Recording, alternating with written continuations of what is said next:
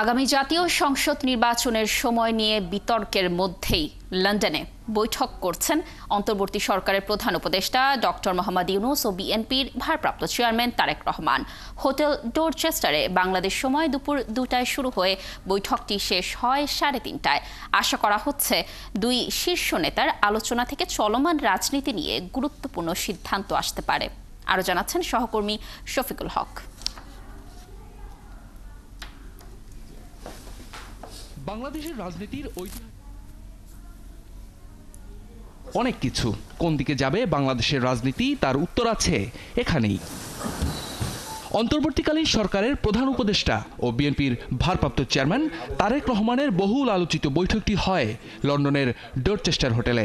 স্থানীয় সময় সকাল 9টায় শুরু হয় দুই শীর্ষ নেতার আলোচনা। আনুষ্ঠানিকভাবে আলোচনার আগে নিরাপত্তা উপদেষ্টা ডক্টর খলিলুর রহমান, প্রেস সচিব শফিকুল আলম এবং বিএনপির স্থায়ী কমিটির সদস্য আমির খসরু মাহমুদ চৌধুরী আর তারেক রহমানের উপদেষ্টা হুমায়ুন কবির আলোচনা কক্ষে ছিলেন। এর কিছুক্ষণ পর একান্তে বৈঠক শুরু করেন ডক্টর ইউনূস ও তারেক রহমান।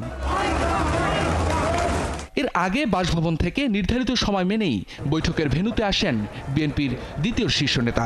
তাকে স্বাগত জানান জাতীয় নিরাপত্তা উপদেষ্টা খলিলুর রহমান ও প্রেস সচিব শফিকুল আলম সহ কর্মকর্তারা। বৈঠকের খবরে হোটেল ডোরচেস্টারের সামনে পার্ক লেনে জমায়েত হয়েছেন বিএনপির স্থানীয় নেতাকর্মী সহ প্রবাসী বাঙালিরা।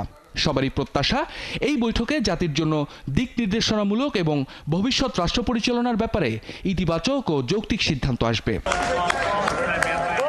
5 আগস্টের গণঅভ্যুত্থানে বাংলাদেশের রাজনৈতিক পট পরিবর্তনের পর অন্তর্বর্তী সরকার প্রধান ও দেশের বৃহত্তম রাজনৈতিক দল বিএনপির দ্বিতীয় শীর্ষ নেতার প্রথম সাক্ষাৎ এটি। শফিকুল হক, 71।